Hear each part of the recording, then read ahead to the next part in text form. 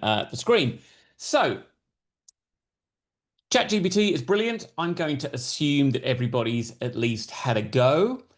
If you've had a go, you'll know that ChatGPT is a little bit tricky in the sense that it's got that one little bar at the bottom that implies that you could just type in a sentence and get a great response.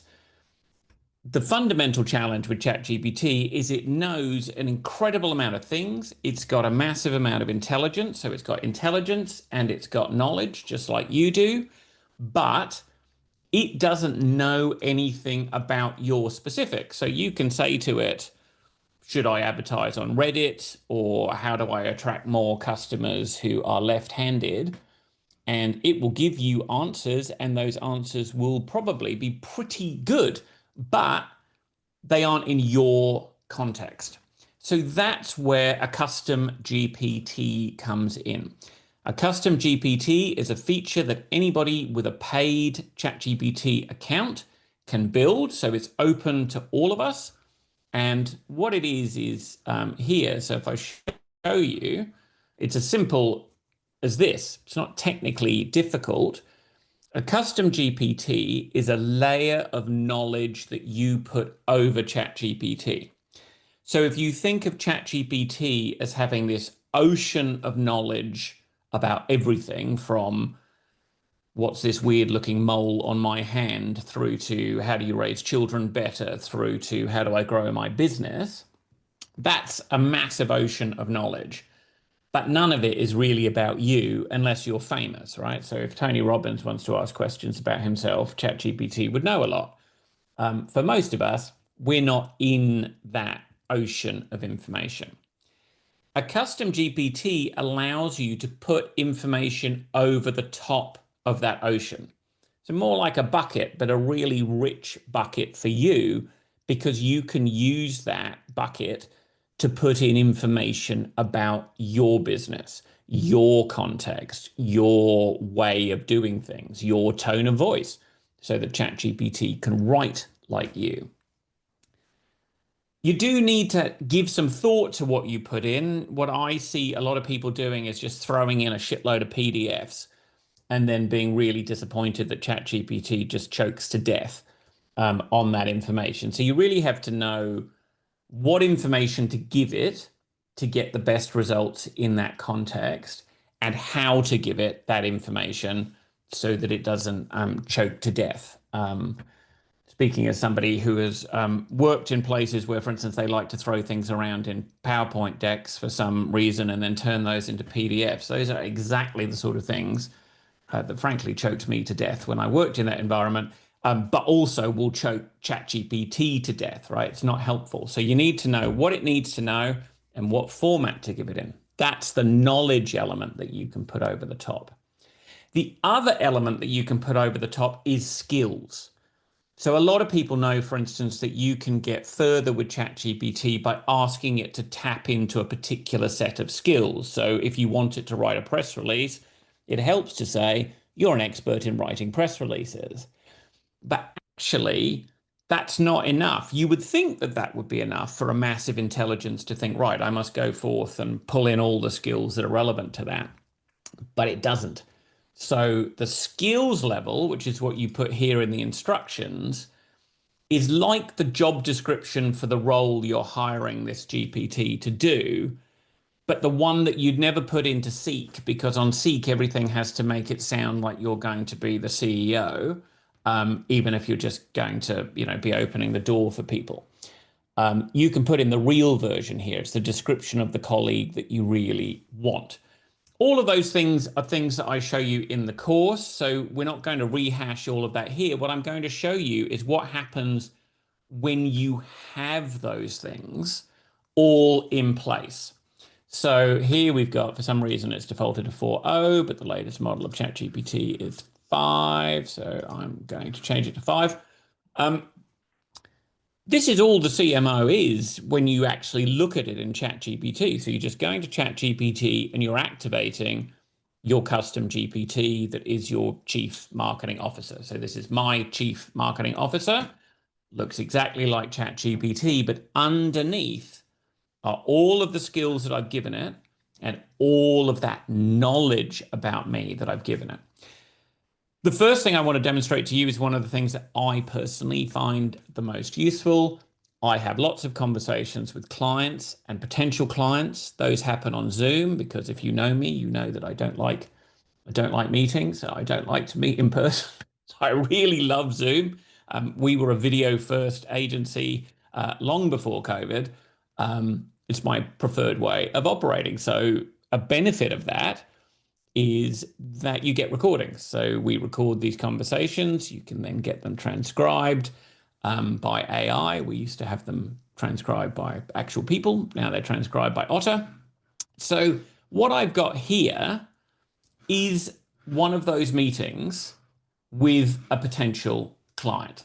So I've prepared a couple of questions already. So this is an anonymized transcript, so that everything that happens in the transcript actually happened in the call. All the content is true, is the real thing. But I've changed the name of the company and I've changed the name of the people to whom I was speaking. But otherwise, this is a totally live, real transcript. Please read this transcript and give me your thoughts. That's all I have to do. I don't have to write a long and elaborate prompt because this CMO is sitting on top of a hell of a lot of context about me, my business, and how I like to work. So it's going to read the transcript of a call that I had with a potential client. The call went on for about an hour. So that would be about 3,500 words of transcript. And it's going to give me its thoughts as my chief marketing officer. So while you read that, I'm just going to look. There's a question from Joe. I have 5.0 for my ChatGPT, but it only comes up as 4.0 on my CMO. You should be able to change it, Joe. If you go in and edit the settings, you could make 5 the recommended model. Or you can do what I just did, which is go up the top here and check the model. So what you can see here, if you're reading through my marketing advisor's idea, is they know exactly what's wrong with their business. They know why they were referred to me. Their current positioning is stuck in vision and vibe land while the market has shifted. Their website is a word salad. Their words, not mine. Not a cosmetic issue. They've got a positioning crisis. Here's what they need to do. Here's the order in which they need to do it. Here are the risks. And here's the analysis. They don't need better words. So this is a really interesting example in that this consulting company was referred to me because they're nearly 10 years old. They got a website when they started. So of course, that was what you might call aspirational because they hadn't done anything yet. So they had, lots of aspirational copy about what they could do for you. And then about 2 years ago, they went to a copywriter or a marketing agency and asked for an update to their website. And what they got was gibberish. It's, as they called it, a word salad. And as they also said, it sort of very much is about the vibe of the business and not about what you're actually going to get if you work with them. So the situation is they've come to me for a website rewrite.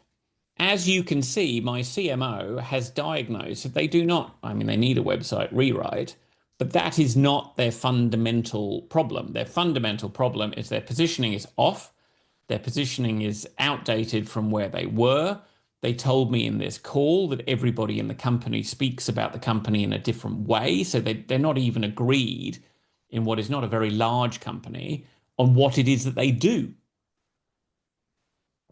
So my CMO has seen all of that and it's saying to me, Stephen, don't sell these people a website rewrite because that's not what they need. So let's have a look and see. What do they think they want versus what they actually need, and how can I get them from one place to the other? So this is what I mean when I say that the CMO is a strategic thinking partner. In the old days, I mean, yes, Fleur works in the business with me, but she wouldn't have been on the call. So I've been on the call, I've spoken to these people, but I've had a lot going on, as you do when you're talking to people. You're trying to listen, you're trying to ask clever questions, you're trying to process the whole thing, and you're on your own while you're doing it.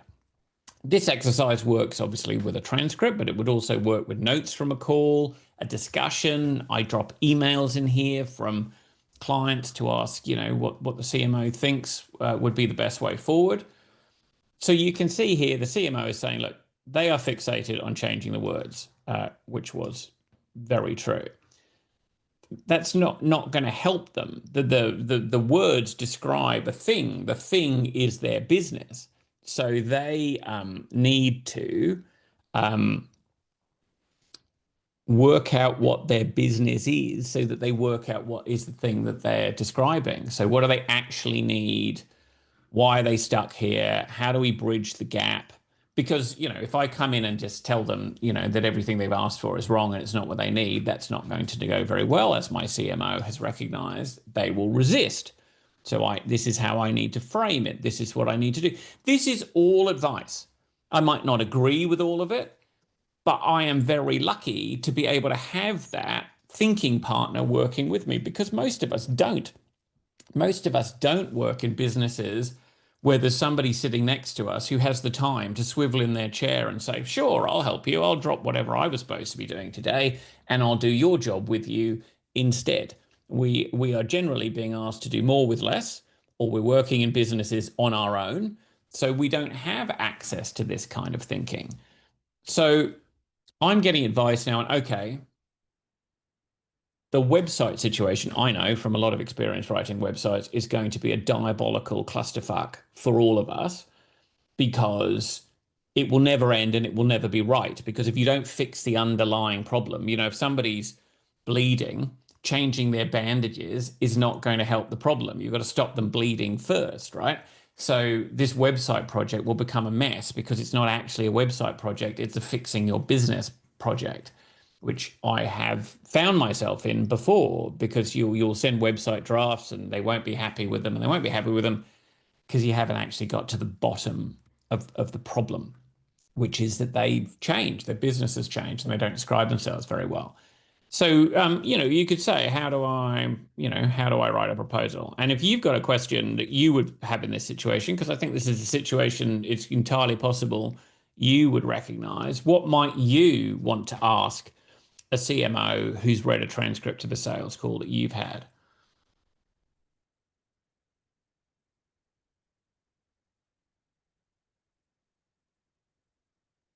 Okay, so if you pitch them a big strategy engagement, they'll run. They've told you they want new words, so it has to be written as a copy and messaging project. So you've got to sell them what they've asked for, but actually give them what they need, which is pretty clever consulting. So mirror things back to them, reframe the problem, propose solution. I mean, we're not going through the exercise now because you are not actually trying to pitch this client. What I'm showing you is what you would be getting if you had an advisor trained in your business, because this is all through the filter of my CMO understanding my business. It understands what I do. You'll see that it hasn't said to me, well, here's what you could do, and it's irrelevant to somebody who's not running, for instance, a copywriting service or a marketing service. So I can ask, the best question to get help with is often pricing, because many of us are not very good at pricing things ourselves. So as you can see, it's gone into the psychology. So hello, didn't need that. They've been burned.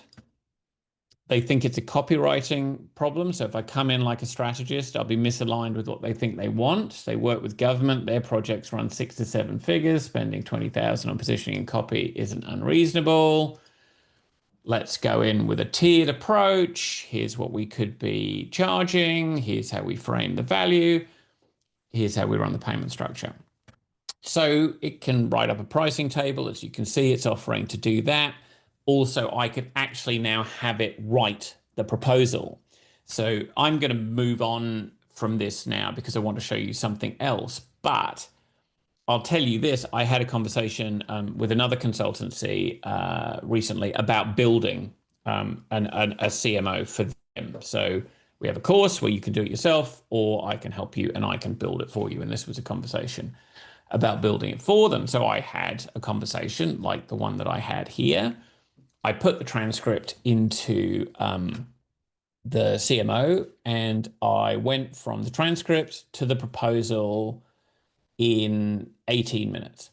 And I know I did that because I timed myself doing it, because I told them when I sent them the proposal that, this was the proof of the pudding, that I was going to build them an advisor to do this sort of thing for them. And you could do this is what the quality that you would get after 18 minutes, which is, quality that you can send to people.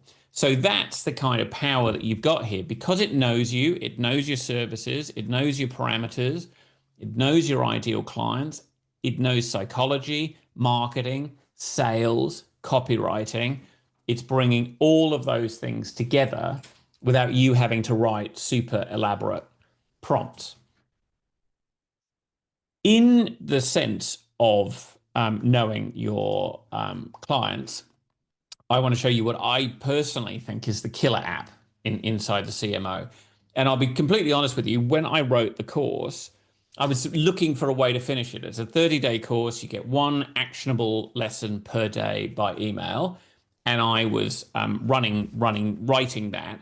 And I thought, I want to build up to something. I wonder if, because part of the course is getting really detailed pictures of your ideal clients, I wonder if you could have a conversation with them using your CMO to animate them, to become them. And that is what I wrote as the very end of the course, is a focus group. So I can just say, I want to have a focus group.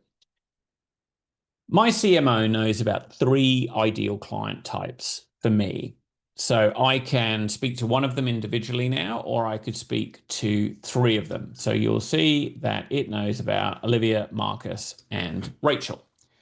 So for your benefit, Olivia is overwhelmed. Olivia owns a business and she is confused by marketing. She just doesn't know what to do. She's watched too many Instagram reels and has got too many ideas and just doesn't know how to pick one thing and go with it and make it work before she's distracted because somebody's told her that Pinterest is great or Reddit advertising is great or whatever it might be that actually doesn't fit with what she was trying to do.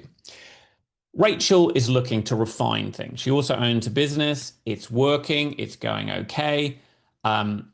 She wants to make things better. So she's not confused about what she should be doing. She's got some things she's doing and she likes them, but she wants to make them better, or she's open to new ideas. So I'm going to say I want to talk to Olivia and Rachel to ask what they think of when. Because a lot of my clients and a lot of the people who buy this course really don't have a very strong idea about what their clients are struggling with, where they need help, and how they feel about it. So as you can see, my CMO is now trained to step into the role of a facilitator. So we are essentially behind the glass looking into the focus group, and the facilitator is going to ask the questions and we can step in and ask anything anytime. So yes, be Olivia and Rachel. So you'll see now that the CMO is going to play those 2 roles. Now, these are incredibly detailed client proxies. You're talking about very rich descriptions of these individuals who are going to answer in a self-aware fashion and in an honest fashion. So you know what it's like if you go around and try and get client feedback, your client's going to not want to offend you, or your client may not be fully aware of what they do. Are middle-aged men fully aware of why they buy convertible red Porsches, right? So Olivia, overwhelmed, feels like a giant messy pile of shoulds. Everyone says you need to be on this, this, this, and this. And I'm thinking I don't have time to do one. Marketing feels like second guessing myself. I'll spend hours writing something. Rachel, it's not confusion, it's chaos. She knows what she should be doing strategically, but she never seems to get there. She's firefighting. She's writing another random LinkedIn post, tweaking a proposal, chasing a client. Olivia adds, when people talk about authentic marketing, I think great, but how? Because every time I try, I feel I'm invisible.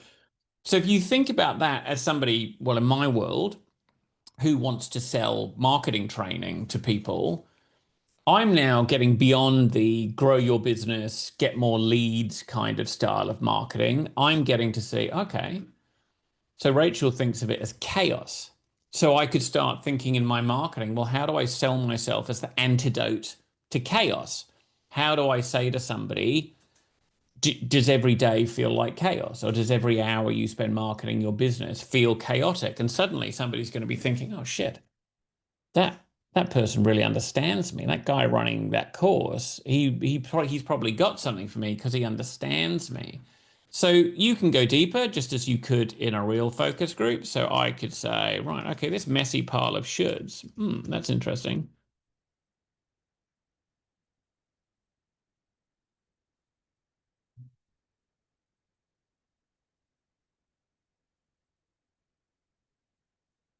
You should be on TikTok because it's blowing up. You should post daily on LinkedIn. And then there's the guilt. So these focus groups have really taught me because I mean, it's not the way that I feel, and you are not your clients, right? So you don't necessarily feel the way they do. This comes up quite a lot. There's guilt that business owners feel when it comes to their marketing, that they're not doing enough or they're not doing the right thing. They should be doing something else.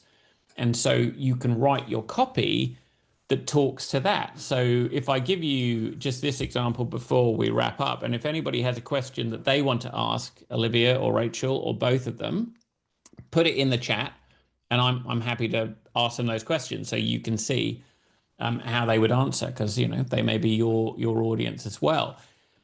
But this is the landing page for the course. Fleur will put a link in the chat, but it's a long landing page. It's about 8,000 words. It covers a lot of ground. But what I can tell you is that I ran every single word of this past these avatars. So I would take a paragraph that I wrote, I would put it into a focus group, and I would say, what do you two think of this? And they would often disagree, right? Because what appeals to Olivia is not necessarily going to appeal to Rachel. So you find a balance. So if I were to walk you through this page right now, I would be able to show you which bits are there for Olivia, which bits are there for Rachel, and which bits are there for both of them. Because, as I say, I extensively focus grouped it with the two of them. And I know that it worked because when I get emails from people who buy the course, those emails could have been written by Olivia or Rachel. They contain almost exactly the same phrasing. And I wrote that in yesterday's email newsletter that Ellie, who started advertising on Reddit, said that she knows that her avatars are working because when people call her from their Reddit ads and they're filling in her questionnaire or they're talking to her on Zoom, that they are sounding exactly like her avatars in her CMO. And I've seen the same thing for myself. So to me, this is the most powerful part. Well, it's really, actually, it's hard to, it's not the most. There are, I mean, I use it all day, every day, right? So it's killer in many ways. So nobody has put into the chat any questions for the focus group, so I won't ask. But the point is, you can go on and on and on with this and really get to understand your client. And from a marketing point of view, it all begins with properly understanding your client. You know, you see so many generic bullshit websites that are full of, you know, seamless town planning or, you know, we're the lawyers who really get you. And okay, Bridget has a question. How do you decide which ones you will actually do out of all of the shoulds? Good question, Bridget. Okay, let's put that in. Oh, hang on. I did that, didn't copy and paste properly, did it? Um,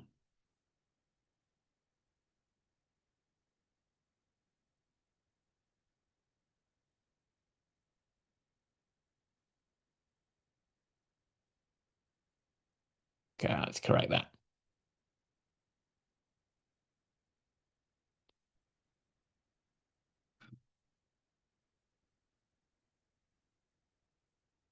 Yeah, I mean, that sounds familiar. Shiniest thing wins, lowest guilt option, paralysis.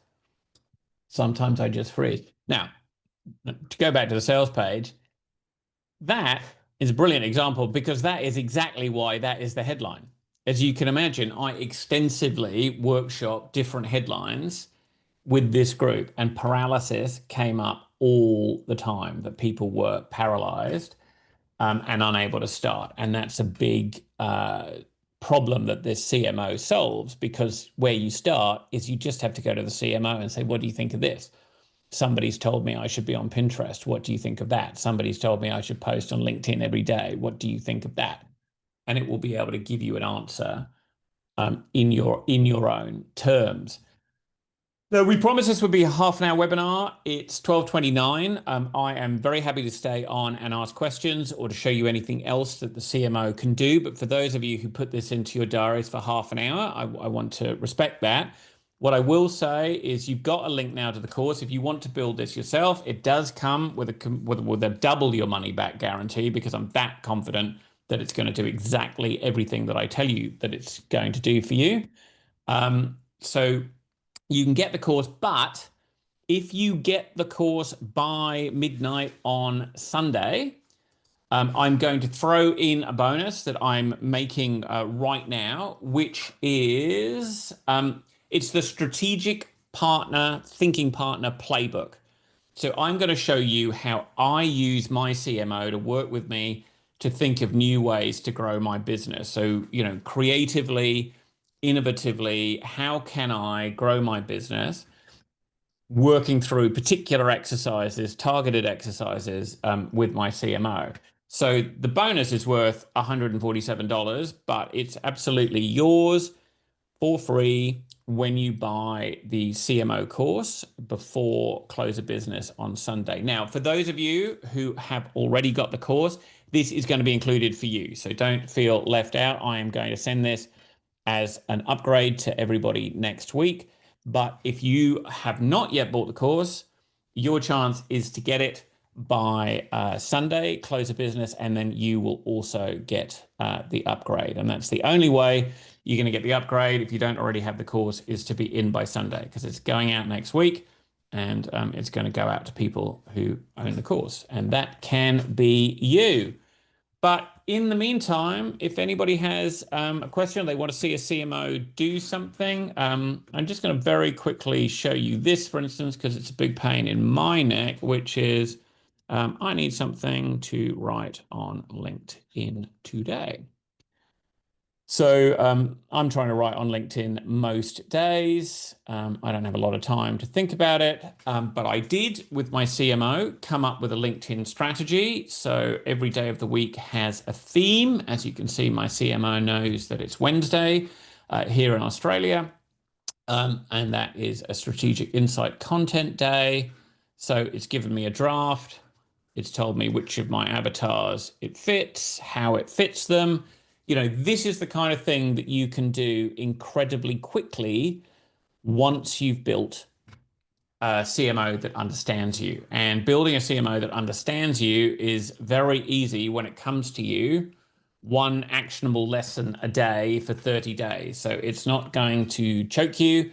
It's not going to be a course that you put to one side and forget about and can't remember where the login information is because you haven't used Kajabi since then, or whatever it might be. It's coming, it's sitting in your inbox, and it's there. So if you don't want to take the lessons every day, they're coming into your inbox, you're batching them up, and you can take it at whatever speed suits you. But by day 16, your CMO is up and operational. So everything you've seen me do with my CMO today is something you will be able to do from day 16 onwards. But it doesn't take 16 days to get wins out of the course. I've had people email me and tell me they've come up with new offers and sold them well before day 16, in fact, in the first week. So quickly, any final questions before I go? And if not, I will look forward to seeing you all in the course, or for those of you who are already in the course, hearing what great things you're building with your CMO. Thanks, everybody.